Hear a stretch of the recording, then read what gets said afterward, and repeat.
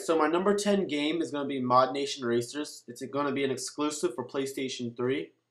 This game lets you fully customize tracks, your people, and their vehicles, so that looks really cool. You're going to be able to shoot rockets, all sorts of things like that. It's going to be crazy. It's also made by Naughty Dog, the people who made Uncharted 1 and 2, so you can expect goodness from them. We've come to know that now.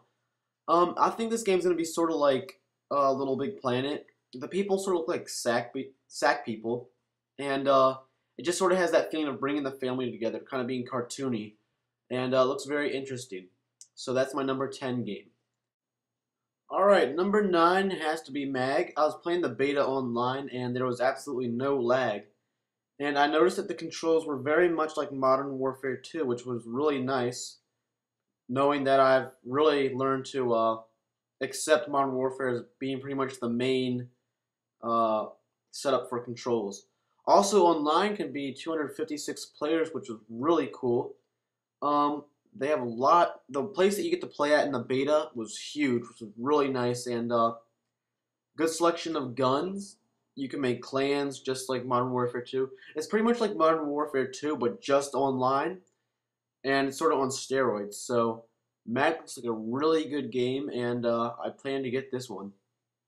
Okay, so Alan Wake is going to be my number 8 game. Alan Wake, the main character, is a writer.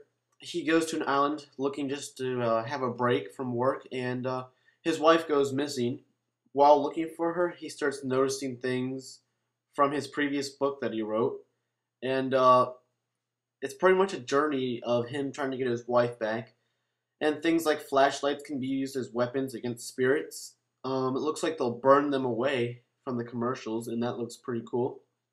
So Alan Wake definitely looks like a game that could surprise some people. So this is going to be my number 8. Splinter Cell Conviction is going to be my number 7 game.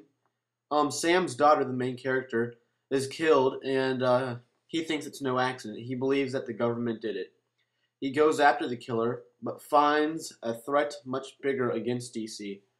In this game, he has no rules, so pretty much he's a guy on a mission, and nothing's going to stop him. I'm not too sure why they left this game as as an Xbox 360 exclusive. I know I would have bought it if it was on PS3, but you know, some things happen. So this game looks pretty interesting too. It seems to it strikes me sort of as Alan Wake for some reason. Like they're kind of in the same area. I don't know why. But on to the next one. On to number 6. Mass Effect 2 is going to have to take that position. Pretty much the plot, which I have it pretty stripped down, but his ship is attacked in the beginning. He gets hurt, and his captain dies. He's sent to a human colony where pretty much people are being kind of gathered up because the race is going extinct. And him and I think like a few other guys get together to try to find out what's going on. They go across the universe, finding out what's happening to the human race. Mass Effect 2 might be coming to PS3, not immediately, we all know that, but it could be something sort of like BioShock, how it started out a 360 exclusive and came to PS3 later. So hopefully it might do that. So, Xbox 360 has been putting together some pretty good exclusives, it looks like. But back to PlayStation 3 for a little bit. Last Guardian's going to get my number 5. Not much is known about the plot, but I've played some of the older games, and they are very good. It's believed to revolve around a boy and his animal friend. The animal's sort of like a bird, a cat, dog, all combined together, but it looks really sweet. You know, it just looks like it could be like an emotional type game, not really action-packed per se, but the company's really trying to work on making this animal look really real with the motions, because in other games, things sort of look kind of bricky and more mechanical. So this game looks like it could definitely be revolutionary, and hopefully Last Guardian will be good. So that's why it gets my number 5. Gran Turismo 5 is definitely for sure going to take my number 4. It's been in development for 5 years. It's going to have visual damage, which means that when you hit the wall, it's going to put scratches on it and things like that. Why they didn't have it before was because companies didn't want to have their cars represented with scratches all over them and things like that. It makes sense. This game's gonna be the most accurate wise of how cars accelerate and brake and just how things look when they're racing and on the inside of the cars how they're gonna look. They've been putting a lot of fine tuning into numbers and things like that for, like I said earlier, acceleration and braking, things like that. This game for sure is going to be the best racing game to date. I know that. This game looks very awesome, and hopefully the 5 years has paid off, which I'm sure it has.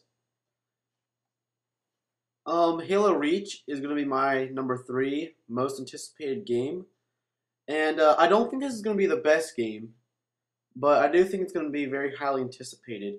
Um, this game takes place in 2552.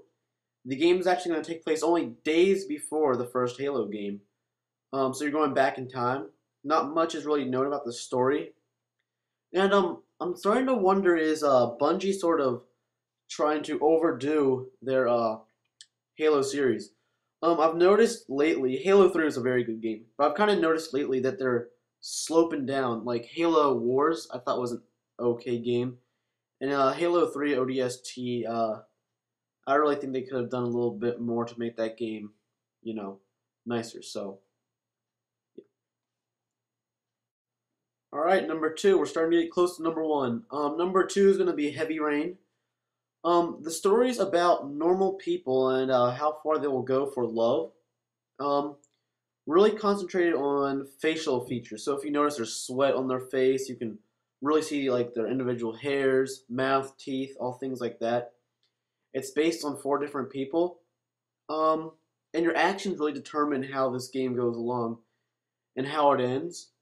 This game, I was watching a video online. Someone said they need to make a new section called video, like movie games, because this game's going to be very much like a movie almost.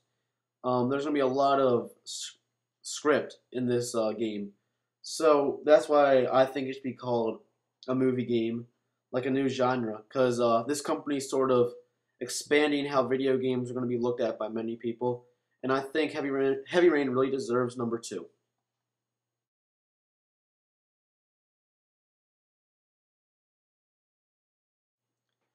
Okay, so finally we're at number 1. God of War 3, for sure, I think is going to be the most anticipated game and the best game of 2010.